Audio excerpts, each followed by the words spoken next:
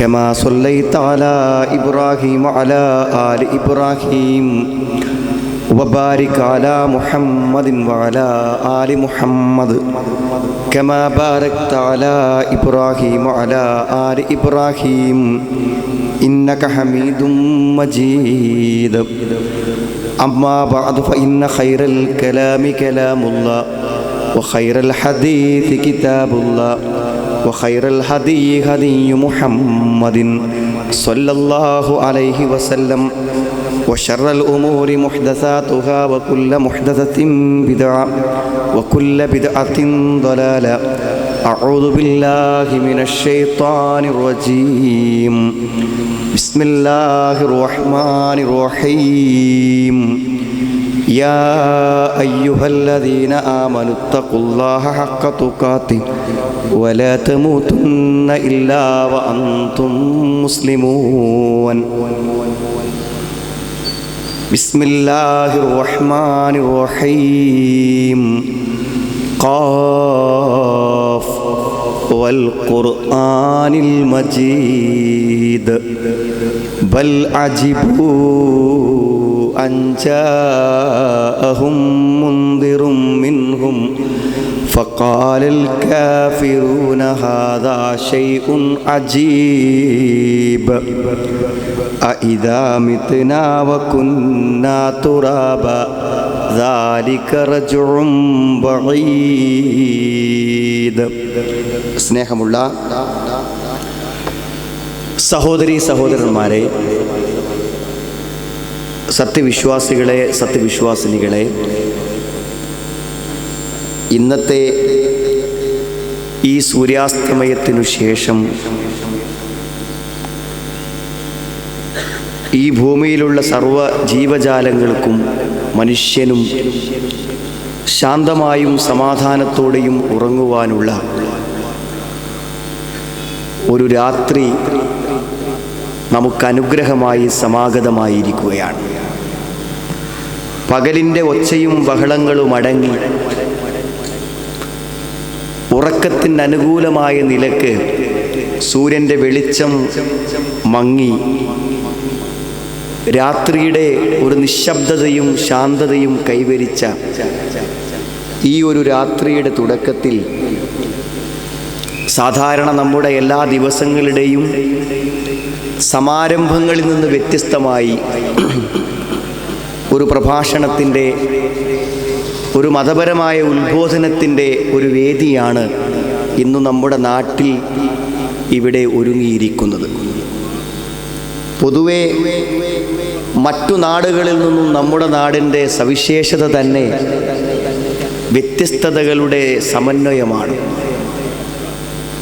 വിവിധ മതങ്ങളുണ്ടെന്ന് മാത്രമല്ല, ഓരോ മതങ്ങളിലും ഉൾപ്പിരിവുകളും ഉപവിഭാഗങ്ങളും അതിൽ നിന്ന് വേർതിരിയുന്ന പുതിയ പുതിയ ഗ്രൂപ്പുകളും സംഘങ്ങളും കൂട്ടായ്മകളുമായി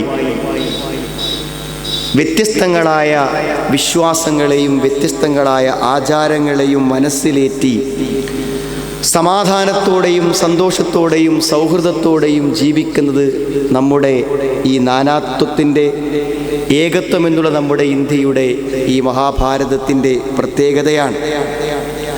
സഹോദരങ്ങളെ, അതുകൊണ്ട് തന്നെ ഈ എളിയവൻ ഏതാനും വാക്കുകൾ പറയാൻ നിങ്ങൾക്ക് മുമ്പിൽ നിൽക്കുമ്പോൾ, ഇതുവരെ ഞാൻ യാദൃച്ഛികമായി പോലും ഈ 45 വയസ്സിനിടയ്ക്ക് കടന്നു പോകാത്തൊരു മണ്ണിലാണ് ഞാനൊരു പ്രഭാഷണത്തിന് വേണ്ടി നിൽക്കുന്നത്.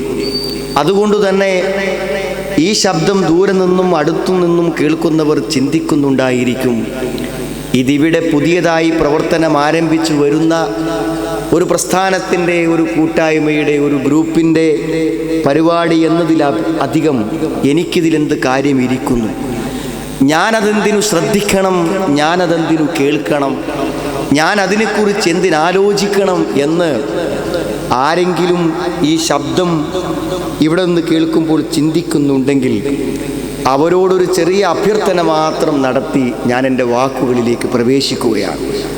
സുഹൃത്തുക്കളെ, മനുഷ്യനെന്ന നിലക്ക് നമ്മുടെ ഏറ്റവും വലിയ പ്രത്യേകത തന്നെ എല്ലാ കാര്യങ്ങളെയും കേൾക്കുവാനും കേട്ടു മനസ്സിലാക്കത്തക്ക വിധത്തിൽ പറഞ്ഞു കൊടുക്കുവാനും അത് മനനം ചെയ്ത് മനസ്സിലാക്കി വേർതിരിച്ച് മനസ്സിലാക്കി തൻ്റെ ജീവിതത്തിന് ഗുണകരമായ മാർഗനിർദ്ദേശങ്ങളെ സ്വീകരിക്കുവാനുമുള്ള സന്നദ്ധതയാണ് മനുഷ്യൻ്റെ പ്രത്യേകത തന്നെ. മനുഷ്യന് വരുന്ന എല്ലാ ശുഭകരമായ നന്മ നിറഞ്ഞ ഭാവിയുടെയും അടിസ്ഥാനം അവൻ ആലോചിച്ചും ചിന്തിച്ചും സ്വീകരിക്കുന്ന മാർഗനിർദ്ദേശങ്ങളും വഴികളുമാണ് എന്ന് വിശുദ്ധ ഖുർആൻ തന്നെ പറയുന്നുണ്ട്. വബശ്ശിർ ഇബാദ് അല്ലദീന യസ്തമിഊനൽ ഖൗല വയത്തബിഊന അഹ്സന. വബശ്ശിർ ഇബാദ്, എൻ്റെ അടിമകൾക്ക് സന്തോഷ വാർത്ത അറിയിക്കുക. ആർക്കാണ് സന്തോഷ വാർത്ത അറിയിക്കുന്നത് സുഹൃത്തുക്കളെ? ഒന്നും ചിന്തിക്കാത്ത, ഒന്നും കേൾക്കാത്ത, ഒന്നും അറിയാൻ ആഗ്രഹിക്കാത്ത, ഒന്നും പഠിക്കാൻ ആഗ്രഹിക്കാത്തവർക്കല്ല. അല്ലദീന യസ്തമിഊനൽ ഖൗല വയത്തബിഊന അഹ്സന. അവരെല്ലാം ശ്രദ്ധയോടുകൂടെ കേൾക്കും, എന്നിട്ടതിൽ നല്ലതിനെ അവർ പിൻപറ്റുമെന്നാണ്. അതുകൊണ്ട് ഏതായാലും ഈ ഉച്ചഭാഷിണി ഒരു ശബ്ദമായി, ഒരു ശബ്ദപ്രശ്നമായി എന്തായാലും കുറച്ച് സമയം ഇവിടെ പ്രവർത്തിക്കുമെന്ന് ഉറപ്പാണ് ഇൻഷാ അല്ലാഹ്. അതുകൊണ്ട് ഇപ്പോൾ ഇതിനെ അവഗണിച്ചത് കൊണ്ടോ കേൾക്കാതിരിക്കുന്നത് കൊണ്ടോ ഈ ശബ്ദം നമ്മുടെ ചെവിയിൽ എത്താതിരിക്കുന്നില്ല. അതുകൊണ്ട് തന്നെ സുഹൃത്തുക്കളെ, ഒരല്പസമയം വെറുതെ കേട്ടു നോക്കാം. ഒരു തുറന്ന മനസ്സോടുകൂടെ, ഒരു വിശാലമായ ഹൃദയത്തോടുകൂടെ വെറുതെ നമുക്ക് കേട്ടു നോക്കാം എന്നാണ്. ഒരു പക്ഷേ ഇന്നത്തെ കാലഘട്ടത്തിൽ ഏറ്റവും പ്രസക്തിയും ഏറ്റവും പ്രധാനമുള്ളതും എന്താണ് സുഹൃത്തുക്കളെ? കുറച്ച് പണം കിട്ടുക എന്നതാണോ? അല്ലെങ്കിൽ നല്ലൊരു ഭക്ഷണത്തിന് നമ്മുടെ സുഹൃത്തോ നമ്മുടെ അയൽവാസിയോ നമ്മളെ ക്ഷണിക്കുക എന്നതാണോ? അല്ലെങ്കിൽ നമ്മുടെ രോഗത്തിന് ശമനം ലഭിക്കുന്ന ഒരു നല്ല മരുന്ന് വിദഗ്ധനായൊരു ഡോക്ടർ കുറിച്ചു തരുക എന്നതാണോ ഏറ്റവും പ്രസക്തമായതും ജീവിതത്തിൻ്റെ ഏതു സന്ദർഭങ്ങളിലും ആവശ്യമുള്ളതുമായ ഏറ്റവും പ്രധാനപ്പെട്ട കാര്യം എന്താണെന്ന് ചോദിച്ചാൽ ഈ വിനീതൻ പറയുന്ന മറുപടി ജീവിതത്തിൻ്റെ ഏതു ഘട്ടങ്ങളെയും മുന്നോട്ട് നയിക്കാനാകുന്ന നല്ല ഉപദേശങ്ങളാണ്, നല്ല ഗൈഡൻസ്, മാർഗനിർദ്ദേശങ്ങൾ. ഇതാണ് സുഹൃത്തുക്കളെ ഇന്ന് എല്ലാവർക്കും ആവശ്യമുള്ളത്. ഒരു പക്ഷേ ഈ കഴിഞ്ഞ 2 ആഴ്ചക്കുള്ളിൽ എൻ്റെ അനുഭവം വെച്ച് ഞാൻ പറയുകയാണെങ്കിൽ തന്നെ മരണത്തെ മുന്നിൽ കണ്ടു കിടക്കുന്ന, ഇനി ജീവിതത്തിൽ പ്രതീക്ഷകളില്ലാതെ കിടക്കുന്ന 1-2 വ്യക്തികളോട് സംസാരിക്കുവാൻ എനിക്ക് അവസരം കിട്ടി. ഒരാൾ കഴിഞ്ഞ ഏതാനും ദിവസങ്ങൾക്ക് മുമ്പ് മരണപ്പെടുകയുണ്ടായി. എന്നാൽ ഇന്നും ഞാൻ സംസാരിച്ച ഒരാൾ ജീവിച്ചിരിക്കുന്നു രോഗത്തിൻ്റെ പ്രയാസങ്ങളോടുകൂടെ. ഒരു പക്ഷേ ഞാൻ ചിന്തിക്കുന്നു അയാളുടെ ബന്ധുക്കളും കുടുംബങ്ങളും എല്ലാം അടുത്തു നിൽക്കുന്നുണ്ട്. ഏറ്റവും വിദഗ്ധമായ ഹോസ്പിറ്റലിൽ ഒരു ദിവസം തന്നെ 500,000 രൂപ ചിലവഴിക്കുന്ന ചികിത്സകൾ മക്കളും മരുമക്കളും അയാൾക്ക് നടത്തുന്നുണ്ട്. എന്നാൽ സുഹൃത്തുക്കളെ, ജീവിതത്തിൻ്റെ വലിയ വഴിദൂരം സഞ്ചരിച്ച് മരണത്തിൻ്റെ മുന്നിൽ കിടക്കുന്ന ഒരാൾക്ക് ചില കാര്യങ്ങൾ, ചില മാർഗനിർദ്ദേശങ്ങൾ ആവശ്യമാണ്. ആ മാർഗനിർദ്ദേശങ്ങൾ പറഞ്ഞു കൊടുത്ത് കഴിയുമ്പോഴേക്കും ഒരു പക്ഷേ അവരുടെ മക്കളും അവരുടെ ബന്ധുക്കളും പറയുന്നു, ഇത്രമാത്രം ഉന്മേഷത്തോടുകൂടെയുള്ള ഒരു ദിവസം ഈ രോഗം പിന്നിട്ട നാളുകളിൽ ഞങ്ങളുടെ വാപ്പയ്ക്കുണ്ടായിട്ടില്ലെന്ന് പറയുന്നു. സുഹൃത്തുക്കളെ, ജീവിതത്തിൽ അത് അനിവാര്യമാണ്. തൻ്റെ ഭർത്താവിനോട് സഹകരിച്ച് പോകാൻ പറ്റാതെ മനോവേദനപ്പെടുന്ന നമ്മുടെ ഭാര്യയ്ക്ക് നല്ലൊരു ഉപദേശകൻ്റെ ശരിയായ മാർഗനിർദ്ദേശങ്ങൾ കിട്ടിയാൽ നമ്മുടെ വീട്ടിൽ അവൾക്ക് സമാധാനത്തോടെയും സന്തോഷത്തോടെയും അതേപോലെ തന്നെ സഹകരണത്തോടു കൂടി നമ്മുടെ നിൽക്കാൻ പറ്റും. അവൾക്കൊരു ഉപദേശം ആവശ്യമാണ്, പക്ഷെ അവളത് നമ്മളോട് പറയുന്നില്ലെന്ന് മാത്രമേ ഉള്ളൂ. ഒരു പക്ഷേ നമ്മുടെ മക്കളെക്കുറിച്ച് ചിന്തിക്കുമ്പോൾ നമ്മൾ പലപ്പോഴും പറയും, എന്താണ് അവനൊരു കുറവ്? അവന് ഞാൻ മൊബൈൽ വാങ്ങിക്കൊടുത്തില്ലേ, അവന് ഞാൻ മോട്ടോർ ബൈക്ക് വാങ്ങിക്കൊടുത്തില്ലേ, എല്ലാം വാങ്ങിക്കൊടുത്തില്ലേ എന്നാണ്. സുഹൃത്തുക്കളെ, എല്ലാം വാങ്ങി കിട്ടിയിട്ടും അവൻ അസംതൃപ്തനാണ്. അവൻ്റെ ഉമ്മ വീട്ടിലെത്തുമ്പോൾ ഭക്ഷണം തയ്യാറാക്കി കൊടുക്കുന്നുണ്ട്. അവൻ്റെ ശരീരത്തിന് ഇണങ്ങുന്ന വസ്ത്രങ്ങളെ വില നോക്കാതെ വാപ്പയും ഉമ്മയും അവന് വാങ്ങിക്കൊടുക്കുന്നുണ്ട്. പക്ഷെ എന്താണ് അവൻ്റെ ആവശ്യം? അത് ഞാൻ വെറുതെ പറയുകയാണ്. ഒരു കോളേജ് അധ്യാപകനാണ് ഞാൻ. അനേകം കൗമാരപ്രായമുള്ള കുട്ടികളുമായി സംവദിക്കാൻ 10-15 കൊല്ലമായി അവസരം കിട്ടിയവനാണ് ഞാൻ ഉറച്ചു വിശ്വസിക്കുന്നു, നമ്മുടെ 16, 17, 18, 19 വയസ്സായ നമ്മുടെ ആൺകുട്ടികൾക്കും പെൺകുട്ടികൾക്കും ആവശ്യം മനോഹരമായ ഡ്രസ്സുകളല്ല. ഒരുപക്ഷെ കാഴ്ചപ്പാടില്ലാത്ത കുട്ടികൾ നിങ്ങളോട് ചോദിച്ചിരിക്കാം, അവന് മറ്റുള്ള സുഹൃത്തുക്കൾക്കിടയിൽ അവൻ്റെ നിലവാരം കാത്തു സൂക്ഷിക്കുവാൻ പറ്റുന്ന മോട്ടോർ ബൈക്കുകളോ നിലവാരമുള്ള ഐഫോണുകളോ അല്ല. ഞാനത് പറയാൻ കാരണം എന്തെന്ന് ചോദിച്ചാൽ, ഒരു കുട്ടി കുറച്ചു നേരത്തെ കോളേജിലെത്തുന്ന ഒരാളാണ് ഞാൻ. എൻ്റെ ബസ് നേരത്തെ ആവുന്നത് കൊണ്ട് ഞാൻ ഒറ്റയ്ക്ക് സ്റ്റാഫ് റൂമിൽ ഇരിക്കുമ്പോൾ ഒരു കുട്ടി കടന്നു വന്ന് എന്നോട് പറഞ്ഞു, സർ, മനസ്സു നന്നാവാൻ വല്ല പ്രാർത്ഥനയും എഴുതി തരണം. ഞാനൊരു പേനയും കടലാസും എടുത്ത് അവൻ 1-2 പ്രാർത്ഥനകൾ എഴുതി കൊടുത്തു. അത് കഴിഞ്ഞപ്പോഴും അവൻ അല്പം നിസ്സംഗതയോടുകൂടെ എൻ്റെ മുന്നിൽ. ഞാൻ ചോദിച്ചു, എന്താ മോനെ പ്രശ്നം? അവനൊന്നും മിണ്ടാതെ ഒരല്പം പ്രയാസത്തോടുകൂടെ മാത്രം നിന്നു. അവൻ്റെ വാപ്പയ്ക്ക് കൊടുക്കാൻ പറ്റാത്ത ഒന്നാണ് അവൻ ചോദിക്കുന്നത്. അവൻ്റെ ഉമ്മയ്ക്ക് കൊടുക്കാൻ പറ്റാത്ത ഒന്നാണ് അവൻ ചോദിക്കുന്നത്. അവൻ്റെ പോക്കറ്റിൽ കിടക്കുന്ന പണം കൊണ്ട് പരിഹരിക്കാൻ പറ്റാത്ത ഒന്നാണ് വിനയത്തോടുകൂടെ എൻ്റെ ക്ലാസ്സിലെ വിദ്യാർത്ഥി എന്നോട് ചോദിക്കുന്നത്. എന്താണ് സുഹൃത്തുക്കളെ? ചെറുപ്പത്തിൽ ആരോ അവനെ വഴിതെറ്റിക്കുവാൻ കൊടുത്ത ക്ലിപ്പുകളുണ്ട്, വീഡിയോ ക്ലിപ്പുകൾ, വൃത്തികെട്ട മൂവികൾ, നീല ചിത്രങ്ങൾ, അതവൻ്റെ ഫോണിലുണ്ട്. അതെന്നും അവൻ കണ്ടുകൊണ്ടിരിക്കുന്നു. പക്ഷേ അവൻ്റെ ചില അറിവുകളും നന്മകളും അവൻ്റെ ഹൃദയത്തിലേക്ക് പ്രവേശിച്ചപ്പോൾ അവൻ ആഗ്രഹിച്ചു ഇനി അത് കാണാതിരിക്കാൻ. പക്ഷെ അവന് പറ്റുന്നില്ല, അവനത് കാണാതിരിക്കാൻ പറ്റുന്നില്ല. അതുകൊണ്ട് ഈ വൃത്തികേടുകൾ കാണുന്ന മനസ്സിൽ നിന്നും ഒരു മോചനം, അതാണ് അവൻ ആവശ്യപ്പെടുന്നത്. സുഹൃത്തുക്കളെ, ഞാൻ പറഞ്ഞു വരുന്നത്, നമ്മുടെ ഭാര്യമാർക്കും നമ്മുടെ കുട്ടികൾക്കും നമ്മുടെ നാട്ടിലുള്ളവർക്കും വലിയ വിദ്വാൻമാർക്കും ശാസ്ത്രജ്ഞന്മാർക്കും ഡോക്ടർമാർക്കും എല്ലാം ആവശ്യമായത് എന്താ നിങ്ങൾ? കുറച്ചൊരു ഉപദേശം. ആ ഉപദേശം ഒരു മനസ്സിന് സമാധാനവും മനഃശാന്തിയും നൽകുന്ന മാർഗനിർദ്ദേശങ്ങൾ. അതുകൊണ്ടായിരിക്കണം ലോകാന്ത്യം വരെ നിലനിൽക്കേണ്ട 114 അധ്യായങ്ങളുള്ള 6000 ചില്ലാനം വചനങ്ങളുള്ള വിശുദ്ധ ഖുർആൻ അള്ളാഹു പേരിട്ടത് മൗഇദത്ത് എന്നാണ്. സതുപദേശം എന്നത് ഖുർആനിന്റെ ഒരു പേരാണ്. യാ അയ്യുഹന്നാസു ഖദ് ജാഅതുകും മൗഇദത്തും മിൻ റബ്ബിക്കും വശിഫാഉൻ ലിമാ ഫിസ്സുദൂർ. യാ അയ്യുഹന്നാസ്, ഏ ജനങ്ങളെ. അതാ ഞാൻ തുടക്കത്തിൽ പറഞ്ഞത്. ഇത് ഈ മുന്നിരിക്കുന്ന 4 ആൾക്ക് കേൾക്കാനുള്ളതല്ല സുഹൃത്തുക്കളെ. മനുഷ്യനെന്ന നാമകരണത്തിന് അർഹനാകുന്ന ആരൊക്കെയുണ്ടോ ഈ ശബ്ദം കേൾക്കുന്ന ദൂരത്തിൽ, അവരോട് മുഴുവനുമായിട്ടാണ് 6000 ചില്ലാനം സൂക്തങ്ങൾ സംസാരിക്കുന്നത്, 114 അധ്യായങ്ങൾ സംസാരിക്കുന്നത്.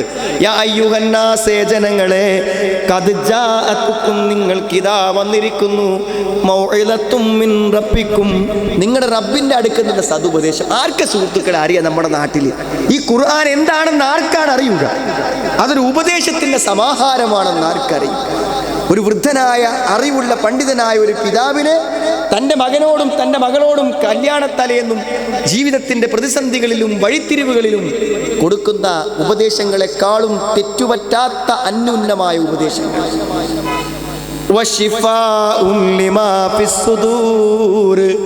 മനസ്സനുഭവിക്കുന്ന എല്ലാ മനോവേദനകൾക്കും മനസ്സംഘർഷങ്ങൾക്കും മനപ്രയാസങ്ങൾക്കും മരുന്ന്.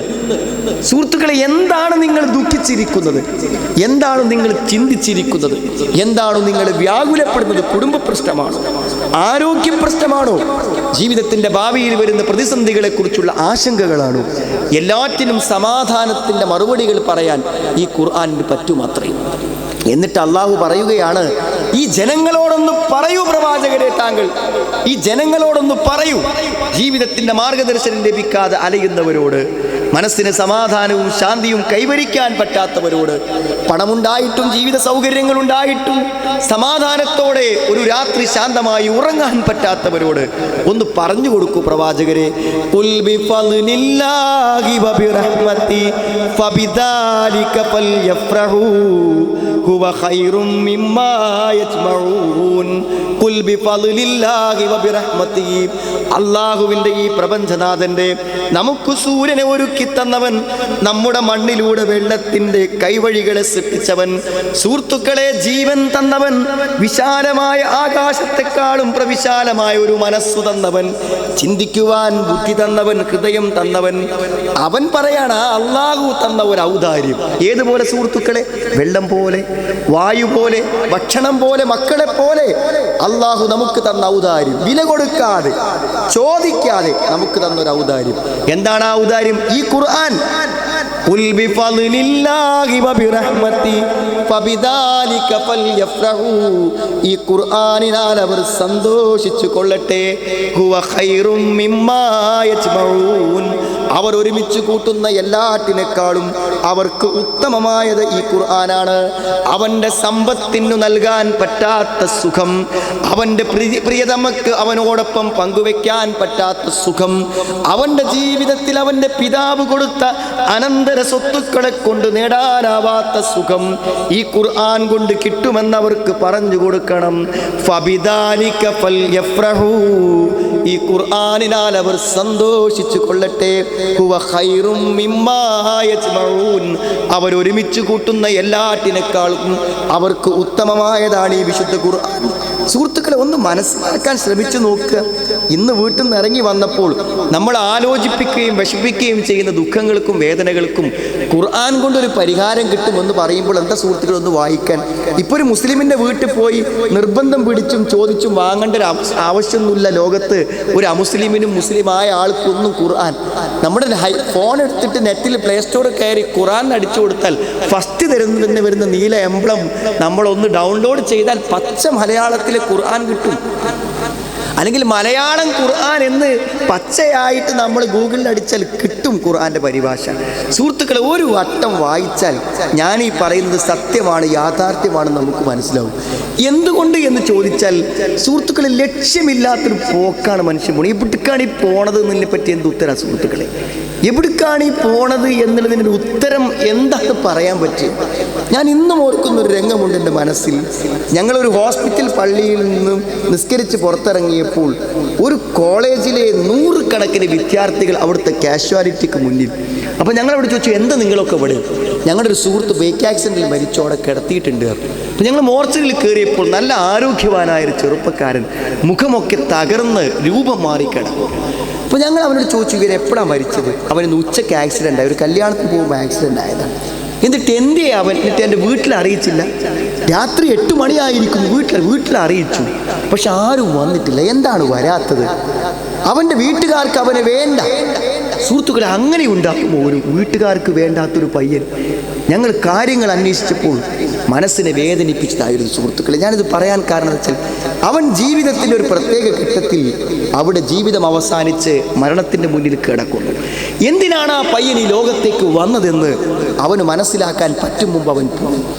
അവനെ സംരക്ഷിക്കാനോ അവൻ്റെ പിന്നിൽ വരാനോ കരയാനോ ദുഃഖിക്കാനോ ബന്ധുക്കളില്ലാത്ത ഏകാന്തത മരണത്തിലും അവനെ അലട്ടിക്കൊണ്ടിരിക്കുന്നു.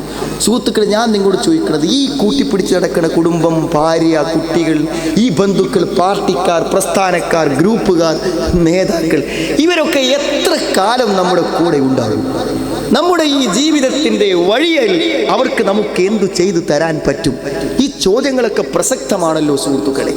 ജീവിച്ചിരിക്കുമ്പോൾ എനിക്ക് ആരോഗ്യമുണ്ടാകുമ്പോൾ, എനിക്ക് എന്തെങ്കിലും എൻ്റെ കുടുംബത്തിനോ സുഹൃത്തുക്കൾക്കോ നൽകാൻ പറ്റുമ്പോൾ, എനിക്ക് പ്രസംഗിക്കാൻ കഴിയുമ്പോൾ, അല്ലെങ്കിൽ എൻ്റെ കയ്യിൽ പണമുണ്ടാകുമ്പോൾ ചിലർക്കൊക്കെ എന്നിലൊരു ആശ്രയത്വം ഉണ്ടാകും.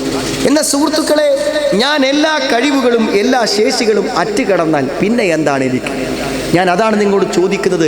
സത്യത്തിൽ ഈ ജീവിതം കൊണ്ട് നേടേണ്ടത് എന്താണെന്ന് മനുഷ്യന് പറഞ്ഞു കൊടുക്കുന്നതാണ് ഖുർആൻ കാണിക്കുന്ന ഏറ്റവും വലിയ പരിഹാരം. അതുകൊണ്ട് അരക്ഷിതാവസ്ഥ, വിശുദ്ധ ഖുർആൻ മനസ്സിലാക്കിയ ഒരാൾക്ക് അരക്ഷിതാവസ്ഥയല്ല. സുഹൃത്തുക്കൾ, ലളിതമായിട്ട് ഞാൻ പറയാം. നിങ്ങൾ ആലോചിച്ച് നോക്കൂ, നിങ്ങൾ ഏറ്റവും അധികം സൂപ്പർവിഷൻ ആവശ്യമുണ്ടായിരുന്ന, ഏറ്റവും അധികം കാവലും മേൽനോട്ടവും ആവശ്യമുണ്ടായിരുന്ന ജീവിതത്തിൻ്റെ ഘട്ടം ഏതാണ്? നിങ്ങൾ 2 വയസ്സായി മുട്ടുകുത്തിയടക്കുന്ന കുട്ടിക്കല്ല സുഹൃത്തുക്കളെ കാവൽ വേണം. ഒരുപക്ഷെ നിങ്ങൾ അവൻ തീനാളങ്ങളെ പിടിക്കും, അവൻ ചിലപ്പോൾ വിഷജന്തുക്കളെ പിടിച്ച് കടിക്കും, അവൻ ചിലപ്പോൾ നാണയത്തുട്ടെടുത്ത് വിഴുങ്ങും, അവൻ കുണ്ടും കുഴിയും അറിയാതെ മറിഞ്ഞു വീഴും. അതുകൊണ്ട് 2 വയസ്സായ കുട്ടിയെ നേരെ നോക്കണം. സുഹൃത്തുക്കളെ, ഞാൻ പറയുന്നു അല്ല എന്നാണ് പറയുന്നത്. ഒരു നിസ്സാരമായ ബീജാണുവിൽ നിന്ന് അണ്ഡവുമായി യോജിച്ച് 2-3 ഇഞ്ച് മാത്രം വിസ്തീർണമുള്ള ഗർഭപാത്രത്തിലേക്ക് ഒരു കുഞ്ഞു വളർച്ച ആരംഭിക്കുമ്പോൾ അത് 9 മാസം വെരി ഫാസ്റ്റ്, അതിവേഗതയിലാണ് വളർച്ച. ആ വളർച്ച ഘട്ടങ്ങളിൽ സുഹൃത്തുക്കളെ, ഗർഭപാത്രത്തിൻ്റെ ഇരുട്ടറക്കുള്ളിൽ ആരാണ് സൂപ്പർവിഷൻ നടത്തിയത്? ഈ കണ്ണിൻ്റെ സ്ഥാനം ലെവലേശം തെറ്റാതിരിക്കാൻ, ഈ ചെവികൾ ഈ സ്ഥാനത്ത് വരാൻ, ഈ മസ്തിഷ്കത്തെ പൊതിയുന്ന ശക്തിവത്തായ ഒരു തലയോട്ടി സൃഷ്ടിക്കപ്പെടാൻ, ശരീരത്തിൻ്റെ മുഴുവൻ ഭാഗങ്ങളിലേക്കും ബ്ലഡ് സപ്ലൈ എത്തിക്കുന്ന ഒരു ഹൃദയത്തെ തുന്നിച്ചേർത്ത് പിടിപ്പിക്കാൻ സുഹൃത്തുക്കളെ ആരാ മേൽനോട്ടം വഹിച്ചത്? ഏറ്റവും അപകടം പറ്റുന്ന ഏറ്റവും സംരക്ഷണം ആവശ്യമുള്ള ഒരു സ്ഥലം ഏതാന്ന് വെച്ചാൽ ഗർഭപാത്രമാണ്. ഖുതിലൽ ഇൻസാനു മാ അക്ഫറ മിൻ അയ്യി ശൈഇൻ ഖലഖ മിൻ നുത്ഫത്തിൻ ഖലഖ ഫഖദ്ദറ ثم السبيل يسر ثم أماته فأقبر ثم إذا شاء أنشر قتل الإنسان ما أكفر. മനുഷ്യൻ കൊല്ലപ്പെടട്ടെ, നശിച്ചു പോകട്ടെ. എന്താ സുഹൃത്തുക്കൾ, നമ്മൾ ആ കാലഘട്ടത്തെ മറന്നതുകൊണ്ടാണ് ഖുർആൻ. ഗർഭപാത്രത്തിൽ ഞാൻ എൻ്റെ ഒരു അയൽവാസിയായ സുഹൃത്തിന് കിഡ്നി രണ്ടും നഷ്ടപ്പെട്ടിട്ട് അവൻ്റെ ഭാര്യ കിഡ്നി കൊടുക്കാന്ന് പറഞ്ഞു. ഭാര്യ കിഡ്നി കൊടുത്തു. അത് പരിശോധിച്ചപ്പോൾ യോജിപ്പാണ്. സുഹൃത്തുക്കൾ, ആ കിഡ്നി അയാളെ ദേഹത്ത് തുന്നിപ്പിടിപ്പിക്കാൻ 20 ലക്ഷം രൂപ. അപ്പോൾ നിങ്ങളെന്ന് വെച്ചാൽ ഉമ്മാൻ്റെ വയറ്റിൽ നിന്ന് ഈ ഹൃദയം ഇവിടെ തുന്നിപ്പിടിപ്പിച്ചപ്പോൾ, ഈ 2 കിഡ്നികൾ തുന്നിപ്പിടിപ്പിച്ചപ്പോൾ, ഈ കണ്ണ് തുന്നിപ്പിടിപ്പിച്ചപ്പോൾ, സുഹൃത്തുക്കൾ അതിൻ്റെയൊക്കെ ഒന്ന് വില വെറുതെ മൊബൈലിൻ്റെ കാൽക്കുലേറ്റർ വെച്ചൊന്ന് കൂട്ടി നോക്കി. ഈ തുന്നിപ്പിടിപ്പിച്ച കിഡ്നിൻ്റെ കഥ എന്താ നിങ്ങൾക്ക് അറിയുമോ? അത് ശരീരത്തിൽ പുറന്തള്ളപ്പെടാൻ ഇയാൾ മരുന്ന് കഴിക്കണം. 3000 രൂപക്കും 4000 രൂപക്കും ഈ വെച്ച് പിടിപ്പിച്ചത് പുറത്തു പോകാതിരിക്കാൻ. സുഹൃത്തുക്കളെ, ചിന്തിക്കുന്നവർക്കും ആലോചിക്കുന്നവർക്കും ഇതിലപ്പുറം എന്താണ് വേണ്ടത്? ആ ഗർഭപാത്രത്തിൽ സുരക്ഷിതമായൊരു സംവിധാനം സുഹൃത്തുക്കളെ ആരോ ഒരാളെ ഇടപെട്ട് ഒരുക്കിയിട്ടില്ലേ? ഇത് ആർക്കെങ്കിലും നിഷേധിക്കാൻ പറ്റുന്ന യാഥാർത്ഥ്യമാണ്.